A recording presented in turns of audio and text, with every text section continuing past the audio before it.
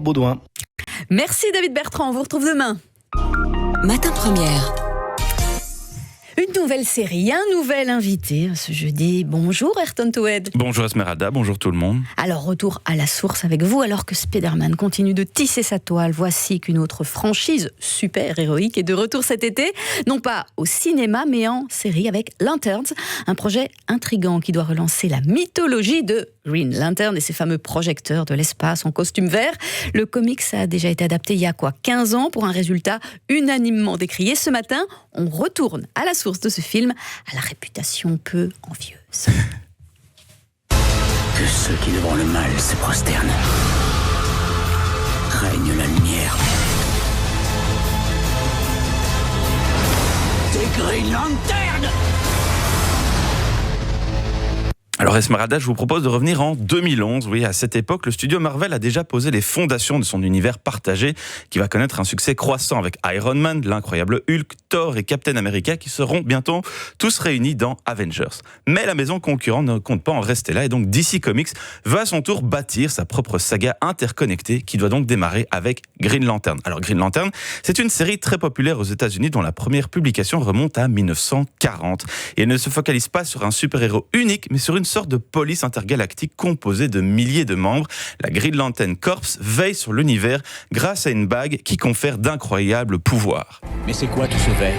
Le vert est la couleur de la volonté. C'est la plus forte source d'énergie de l'univers. Pour maîtriser l'anneau, tu dois appliquer ta volonté à créer ce que tu vois en toi. L'anneau n'a pour limite que celle de ton imagination. Et donc si on maîtrise l'anneau, on peut par exemple imaginer, je ne sais pas moi, des avions de chasse, une bombe atomique, tout ce qu'on veut, il faut juste y penser très très fort. Alors l'univers de Green Lantern est foisonnant, vaste et rempli de nombreux personnages, ça doit pas être simple à adapter. Oui, exactement, et c'est pourquoi le projet a connu une longue gestation avant de se concrétiser à la fin des années 2000. Alors les scénaristes reprennent les éléments de l'arc le plus connu qui se concentre sur un personnage unique, Hal Jordan, un pilote de chasse expérimenté mais tête brûlée, qui a été choisi pour rejoindre les rangs des Lanternes. Et dans le film, il devra d'ailleurs livrer bataille contre Parallax, une entité qui pourrait bien mener à la destruction complète de la galaxie. Alors dans le rôle principal, on retrouve Ryan Reynolds qui était dirigé par un habitué du film d'action et d'espionnage. Oui, le réalisateur c'est Martin Campbell qui est surtout connu pour avoir mis en scène deux excellents James Bond, un GoldenEye avec Pierce Brosnan et Casino Royale avec Daniel Craig. Alors malgré un casting solide avec également l'actrice Blake Lively, de belles promesses et un budget dément de 200 millions, bien Green Lantern est un échec critique et public et en un rien de temps, il devient la risée d'un genre pourtant ultra plébiscité. Conséquence, la Warner Bros annule les projets de suite et décide de lancer son univers partagé 2 ans plus tard en misant plutôt sur Superman. Quelles sont les raisons d'un tel échec ? Ça tient à une combinaison de facteurs. Alors tout d'abord, le scénario très simpliste s'avère incapable de restituer la dimension cosmique qui fait la spécificité du comics. À la place du space opéra auquel on pouvait s'attendre, le héros ne fait que de rares incursions dans le cosmos pour rencontrer les autres membres de la corporation qui sont, il faut bien le dire, assez sous-exploités. Cette menace-ci a pour nom Kilowog. Il te servira d'officier formateur. Ouais, j'ai entendu parler des humains. Ça se prend pour le nombril de l'univers. Alors comme ça, tu vas être un lanterne. T'as intérêt à te donner à fond. Oui, ils sont assez savoureux, mais on ne les voit pas assez. Alors, autre point de discorde, le film s'ouvre d'images de synthèse au rendu très, très inégal. Le pompon concerne bien évidemment la tenue d'Hal Jordan, qui est entièrement numérique. Oui. Une façon maladroite de se démarquer du traditionnel costume de super-héros, mais le résultat est trop voyant, en plus de piquer sévèrement aux yeux. Vous m'avez sauvé la vie. Vous avez sauvé toutes ces personnes, c'était extrêmement... Hal ? Pardon? Hal ? C'est toi, Hal ? À quoi tu m'as reconnu? Mais qu'est-ce que ça veut dire? Pourquoi t'as la peau verte? Pourquoi tu étincelles comme ça? C'est quoi cette espèce de masque? Il est fourni avec le costume. Trop cool, hein? Ouais, pas si cool en réalité. Mais le vrai drame de Green Lantern, c'est surtout d'être trop générique, jamais audacieux et donc parfaitement oubliable. Et si le film fait encore aujourd'hui l'objet de nombreuses moqueries, c'est en grande partie à cause de Ryan Reynolds, l'acteur principal, qui continue de s'en moquer dès qu'il en a l'occasion, à tel point que Green Lantern est devenu une sorte de blague comme ça dans la pop culture, un film que les gens adorent détester même s'ils ne l'ont jamais vu. Alors certes, le film est médiocre, mais il ne mérite pas tant de haine. Et donc cette année, la franchise fait son retour dans une série qui sera disponible en streaming dès le 17 août. Oui, elle s'appelle Lanterns et elle prend le contre-pied total du film de 2011. Ici, le personnage d'Hal Jordan, qui est joué par l'acteur Kyle Chandler, enquête avec une jeune recrue sur un crime d'origine extraterrestre qui a bien évidemment été commis sur Terre. L'anneau, comment tu l'as eu? Tu le sais comment je l'ai eu. J'ai clairement pas eu besoin de passer d'entretien. Oh, sans déconner. Peut-être que t'aurais dû, en fait. Un pouvoir de ce genre, ça se mérite, non? Tout le monde nous mène en bateau. Le danger fait partie du boulot. Alors, loin de la débauche des effets spéciaux, la série mise plutôt sur une ambiance policière assez sérieuse qui revendique même l'influence de la série True Detective, parce que pourquoi pas. Alors, est-ce que c'est la formule gagnante pour redorer le blason de cette confrérie interstellaire ? Eh bien, réponse à la fin des 8 épisodes, dont la diffusion commence effectivement le 17 août, et on l'espère que cette fois, les Lanterns ne feront pas passer des vessies pour des lanternes. Elle est bien celle-là. Merci en tout cas Ayrton Touet pour cette chronique. Alors vous ne savez pas quoi faire de votre fin de semaine, vous n'avez pas d'idée. Eh bien l'équipe de l'agence tourisme va s'en charger avec leur guide spirituel, culturel, Guillaume Kerekes. C'est beau hein ? Le spirituel, je vois pas d'où il vient, peut-être depuis l'éclipse d'hier. Ça doit être ça. Qui s'est passé là. Vous avez bien dormi malgré tout ça Très bien. Observations. Pas regardé. Tant mieux, comme quoi ça a un effet positif sur vous. Merci beaucoup Esmeralda Labi, on vous retrouve demain dès 6h pour le réveil et l'info. La première. Dis de Vos. Oui, Elements. Notre anniversaire, ça mérite bien un bon petit barbecue avec une belle entrecôte. Hein. Oui, et plein de bonnes sauces. Oh, on mettrait pas des bougies sur l'entrecôte ou... Oui, bonne idée. Et on écrit bon anniversaire avec la mayonnaise dessus. Oui. Depuis 140 ans, la sensation de chaque génération. La voilà. De Vos les Mains. Intermarché présente la rentrée de la vie moins chère. C'est la rentrée qui vous fait ça ? Dès que j'entends le mot rentrée, ça me...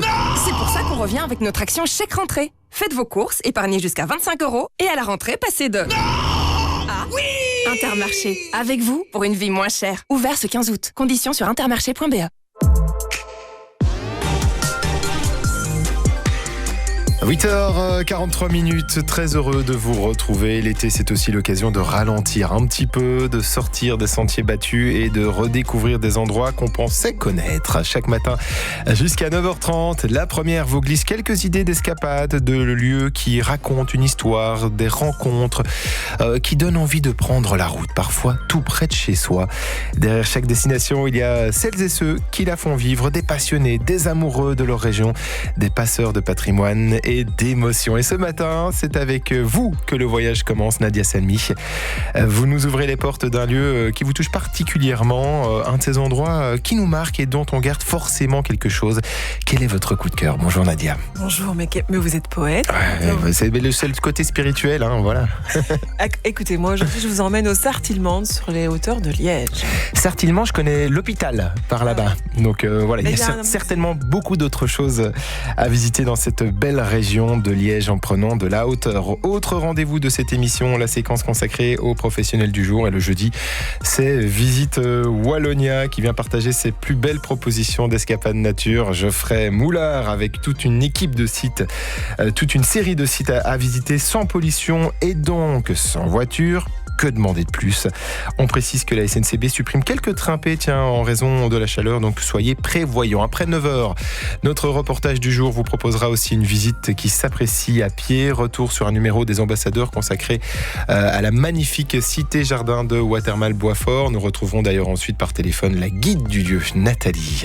Enfin, Françoise Volraven se rejoindra avec sa séquence insolite consacrée ce jeudi au brutalisme, un courant architectural qui nous entoure, mais auquel on ne fait pas forcément toujours attention. Et voilà pour ce beau sommaire, prometteur qui donne envie. Et c'est déjà le moment que beaucoup attendent. Nadia, qui a remporté notre concours photo d'hier ? Eh bien, c'est une gagnante. C'est Nathalie Tiznado de Wemel avec sa folie dorée du crépuscule dans la campagne à Jette. Grâce à ce cliché, Nathalie, vous remportez une journée à l'espace Arthur Masson de Treyne, Viron-Aval. C'est un passe-famille, 2 adultes et 2 enfants au musée avec animation et hall d'autrefois, circuit touristique en voiture rétro-berline et repas à la taverne chez Toine. L'espace Arthur Masson à Treyne vous propose des activités interactives qui vous feront voyager dans le temps. Une expérience unique. Bravo Nathalie.